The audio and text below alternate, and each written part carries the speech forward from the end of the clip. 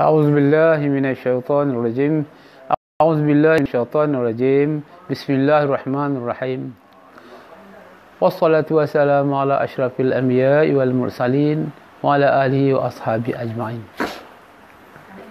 الحمد لله الذي أرسل رسوله بالهدى ودين الحق ليظهره على الدين كله ولو كره الكافرون والمشركون.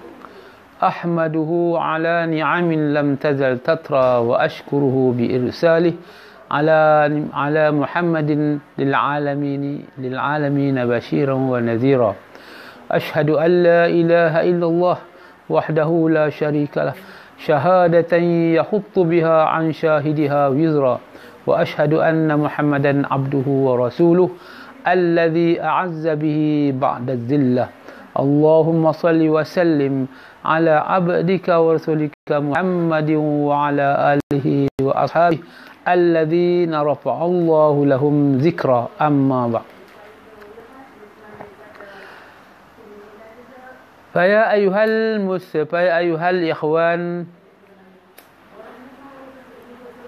pada semua saudara-saudara dan tuan-tuan dan puan-puan sidang hadirin pada majlis pada malam ini, saya dengan berbesar hati menyambut satu seruan, satu permintaan daripada sahabat saya yang mana mereka minta menjelaskan tentang sihir yang berlaku pada ketika mana di zaman Nabi Musa, yang mana Nabi Musa dalam dialognya, dalam percakapannya berlaku dengan ahli keluarga Fir'aun. Kalau kita dengar bunyi sihrun, arti sihrun mubin, sihir yang terang lagi nyata. In haza illa asatirul awwalin, ada juga sebut ini dongingan-dongingan orang tua-tua dulu. In haza sihrun mubin, ini adalah sihir yang paling terang lagi nyata. Sihir yang berlaku ketika mana pada Nabi Musa menghadap dengan Fir'aun telah dirancang terlebih dahulu oleh ahli-ahli fikir yang sebenarnya ahli-ahli fikir Fir'aun. Orang-orang yang memihak sebelah Fir'aun. Ahli fikir yang sebenarnya, tuan-tuan, sihir yang sebenarnya, tuan-tuan, bermaksud membawa pengertian kepada ahli fikir, orientalis ataupun ortodok ataupun ahli kitab Fir'aun. Macam tu. Penyokong-penyokong pihak sebelah Fir'aun. Tidak sayogia lah, tuan-tuan. Tidak efisien lah. Tidak relevan lah.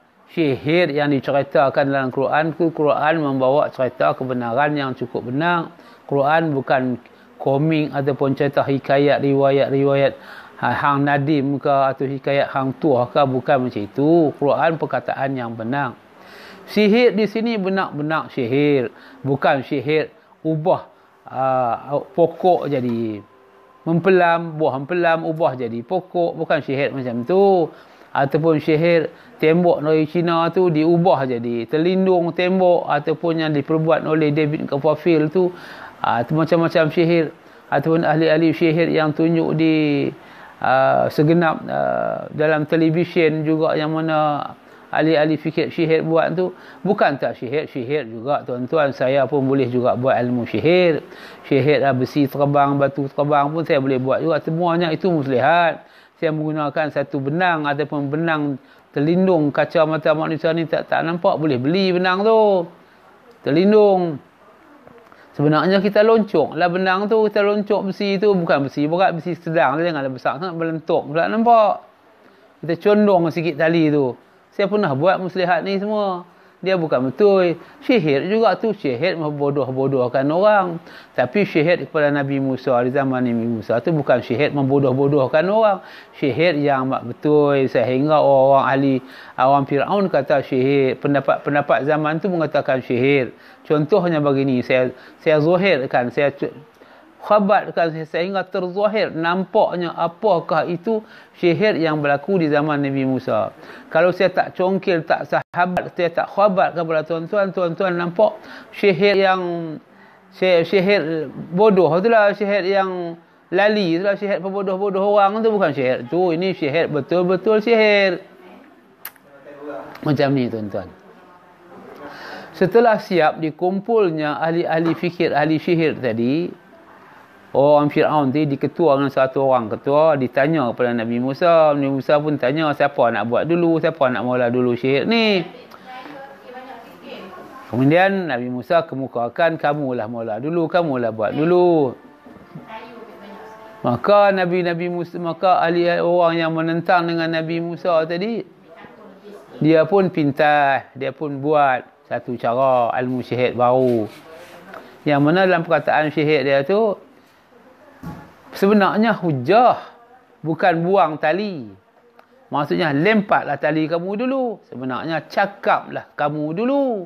Macam itu, katalah kamu dulu. Kamu katalah, hujahlah aku pendapat kamu. Bukan sihir ini tunjuk tali. Makna lambang cakap tu, umbankanlah, tunjukkanlah ke muka lah. Sihir kamu dulu, keupayaan kamu dulu.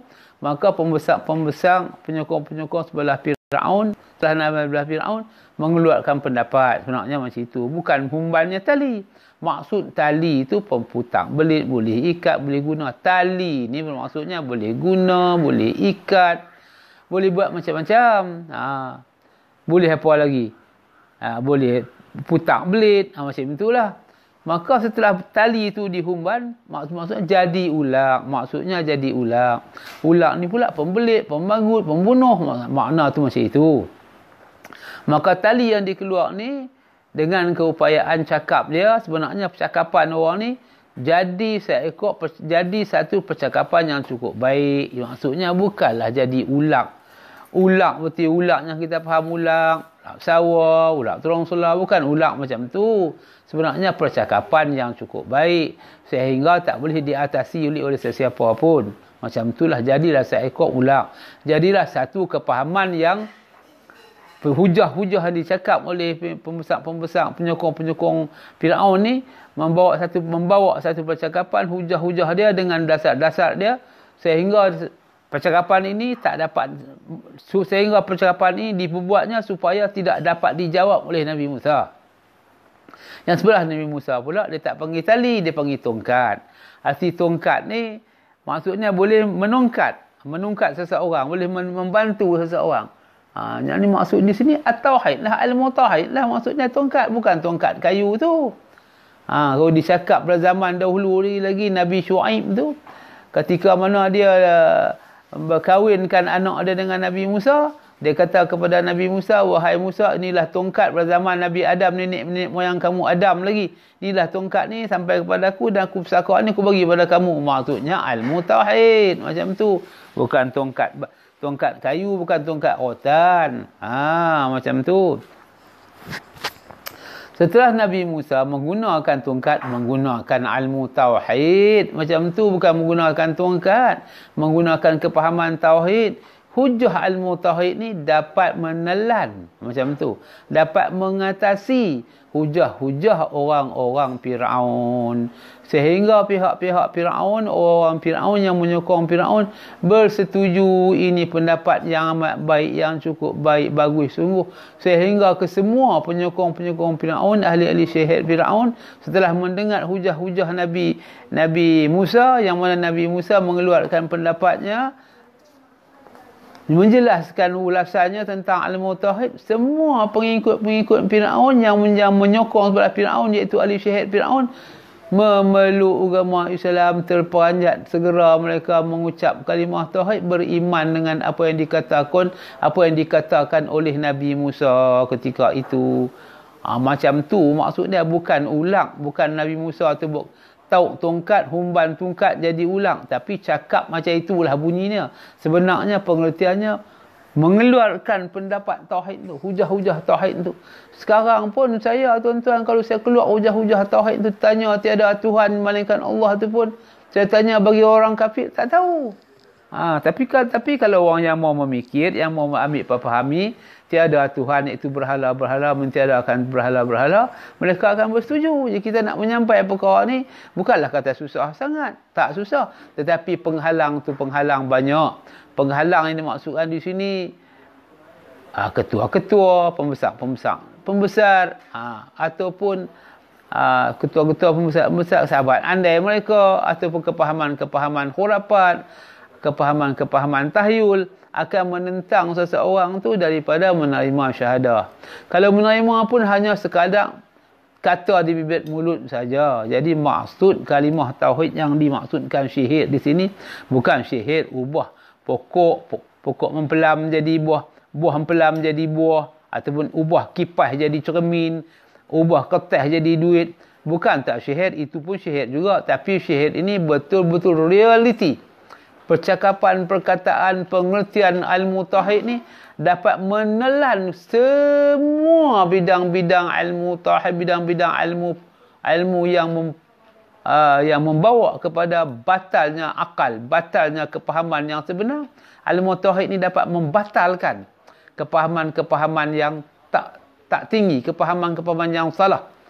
Ilmu tauhid ni di puncak yang atas, puncak paling tinggi, diibaratkan qiyas. Qiyas cakap diibaratkan kepada tongkat. Sesungguhnya inilah pengertian syihid yang sebenarnya. Bukanlah syihid itu ubah kipas jadi burung, ubah kipas jadi duit, ubah kertas jadi duit. Bukan tak syihid, syihid juga. Tapi syihid itu tidak relevan dalam pengertian Quran ni. Syihid yang sebenar di sini, pengertian tauhid itu diajukan, disampaikan, dijelaskan, diterangkan, dihujahkan, dikatakan kepada pembesar-pembesar, penyokong-penyokong sebelah Firaun, sehingga mereka tidak dapat menjawab hujah-hujah ini. Ini yang dimaksudkan syihid. Sehingga orang-orang Firaun mengatakan ini syihid yang paling nyata, paling terang. Mana boleh humban jadi ular. Walaupun Nabi Musa seorang memiliki Allah Ta'ala anugerah dia mukjizat, dia tahu macam tu jadi ular. Makna ilmu Nabi Musa macam ni, kedudukan macam ni, seorang Nabi, seorang Rasul macam ni nak menegakkan kepada Fir'aun. Ia juga bukan tak ia. Tapi keadaan itu sungguh lebih rendah kedudukannya. Yang lebih tinggi sekali kepengertiannya ialah mengatasi hujah-hujah orang-orang kafir, pendapat-pendapat orang kafir, lebih-lebih lagi penyokong-penyokong yang ada di bawah Firaun. Yang sebenarnya seperti itulah tuan-tuan. Bukan syihir yang dibuatkan syihir oleh orang kau David kau papil tu, bukan macam tu. Syihir ini mubin sungguh, nyata sungguh. In hadza illa sihrun mubin. Tak lain tak bukan, ini adalah syihir yang terang paling nyata. Sekian, wabillahi taufik wal hidayah. Wassalamualaikum warahmatullahi wabarakatuh.